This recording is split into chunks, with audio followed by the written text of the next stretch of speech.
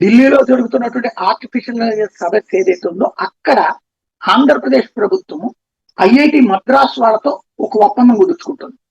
ఇందులో స్పెషల్ ఏంటంటే government school students కి ఏఐ ట్యూటర్ విధానం అనమాట. తెలుగు, ఇంగ్లీషు, హిందీ భాషలో కంటెంట్ ఉంటుంది. మొబైల్ యాప్, వెబ్, వాట్సాప్ ఇంటర్ఫేస్లతో పనిచేస్తుంది. విద్యార్థులు నచ్చిన పాఠాన్ని నేర్చుకోవచ్చు. విద్యార్థి ఎంతవరకు నేర్చుకున్నారనే దాన్ని అక్కడే ప్రశ్నలు ఇస్తారు. వాటికి రాసిన సమాధానం ఆధారంగా వాళ్ళకి విద్యార్థి అభ్యసన సామర్థ్యాలను కూడా అంచనా వేస్తారు. పాఠశాలల్లో ఈ స్వీయ లెర్నింగ్ సంస్కృతి నిర్మించడం అంటే వాళ్ళ కాళ్లే అధ్యయనం చేయడం అన్నటువంటిది.